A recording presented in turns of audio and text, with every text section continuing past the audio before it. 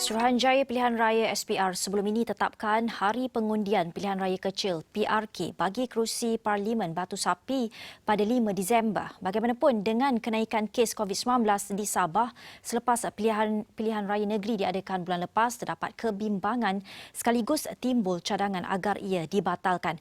Jadi menjelang PRK Batu Sapi 5 Disember ini, kita hendak tahu jika proses demokrasi ini boleh berlangsung tetapi dalam keadaan penularan COVID-19 boleh dielakkan.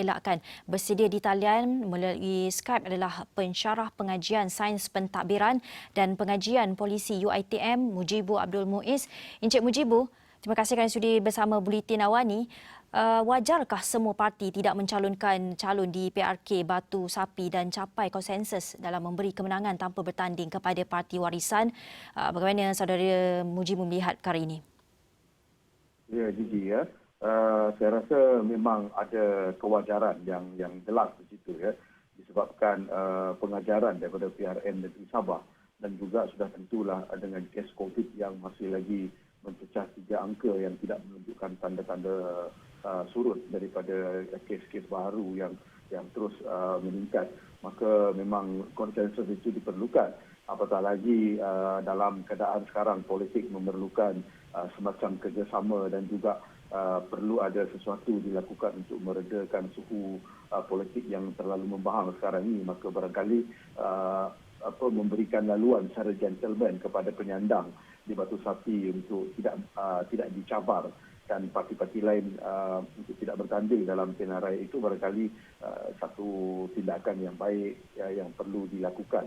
Bukan saja untuk meredakan suhu politik, tapi dalam masa yang sama juga bagi memastikan penularan COVID-19 itu tidak berlaku di Batu Sapi.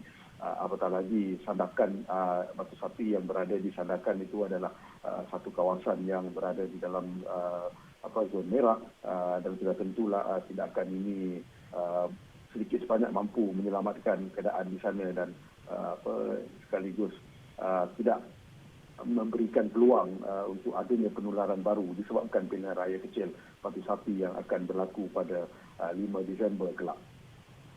Ya, saudara Mujibu, kalau kita lihat perkara itu, bagaimana ia boleh dicapai sedangkan kalau kita lihat di Sabah banyak parti yang ada untuk bertanding? Ya, inilah yang barangkali menggusarkan ya, kerana parti-parti utama seperti mana yang kita ketahui Parti Cinta Sabah, Barisan Nasional, begitu juga dengan parti-parti berasaskan negeri di Sabah itu telah mengumumkan bahawa tidak akan bertanding dan memberi laluan kepada parti warisan sebagai incumbent di situ. Tetapi kita risaukan apabila penamaan calon dibuka, mungkin ada calon-calon bebas yang akan menawarkan diri untuk bertanding dan sekaligus terpaksa diadakan pilihan raya itu mengikut syarat yang telah ditetapkan oleh SPR. Maka kalau ini berlaku, barangkali mungkin SPR terpaksa mengambil ketetapan yang lebih ketat berbanding PRN Negeri Sabah baru-baru ini untuk memastikan pilihan raya yang berjalan itu tidak memberi ruang kepada mana-mana pihak untuk melakukan kempen secara terbuka dan sudah tentulah SOP yang lebih ketat untuk mengawal dan mengekang pergerakan pengundi dan juga kempen dan sebagainya itu supaya kesilapan yang berlaku ketika PRN Sabah itu tidak berulang di sini. Tetapi saya optimis barangkali tidak ada pertandingan ya kalau berlaku penamaan calon kelak ya. Kerana kalau parti-parti besar ini tidak bertanding, ya, maka barangkali calon-calon persendirian itu juga mungkin akan mengambil tindakan yang sama. Cuma kita takut kalau ada parti-parti yang tidak bertanding tapi mengumumkan proksi untuk bertanding, ini yang kita risaukan. Tetapi secara peribadi kita berpendapat memang tidak perlu mengadakan pilihan raya pada ketika ini kerana walaupun tempohnya masih ada dalam sebulan, kita nampak kes COVID-19 di Sabah terutamanya di Batu Sapi dan Sandakan itu masih tidak ada perubahan. Jadi tidak wajarlah kalau meneruskan hajat untuk bertanding dan saya syorkan supaya setuju dengan keputusan yang ada, iaitu untuk memberikan laluan secara gentleman kepada warisan mengekalkan kerusi di situ. Ya, Saudara Mujibu, bagaimana pula dengan SOP yang ketat yang akan menjamin keselamatan khususnya pengundi di kawasan berkenaan? Adakah kita lihat SPR cukup waktu untuk bersedia dengan SOP yang lebih ketat supaya apa yang berlaku di PRN Sabah tidak akan berlaku lagi di PRK Batu Sapi? Ya, berkenaan dengan SOP ini barangkali SPR saja tidak memadai kerana SPR itu hanya mampu mengawal SOP ketika hari pembuangan undi. Tetapi ketika berkempen, ketika melakukan walkabout, ketika melakukan lawatan rumah ke rumah itu barangkali tidak mampu dikekang oleh SPR. SPR terpaksa mengharapkan bantuan agensi ataupun pihak lain untuk memastikan yang itu.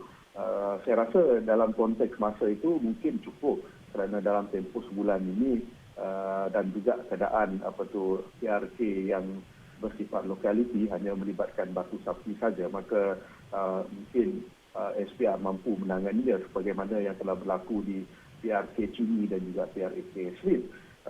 Tetapi itulah dalam konteks Slim dan juga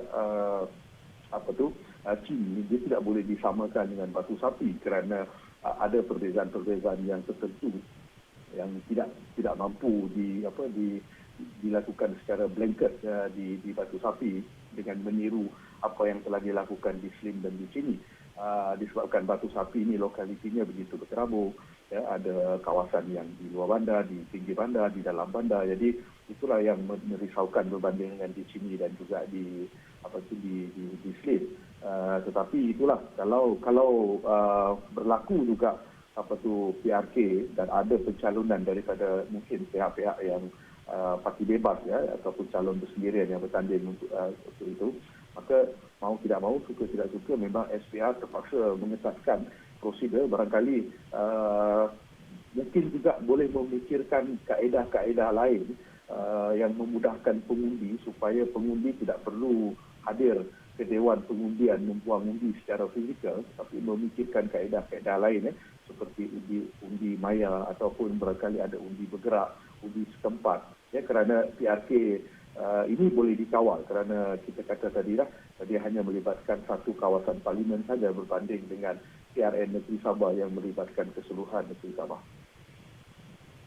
Ya, baik. Terima kasih Saudara Mujibu Abdul Muiz, pensyarah pengajian sains pentadbiran dan pengajian polisi UiTM dalam memberi reaksi serta ulasan mengenai PRK Batu Sapi.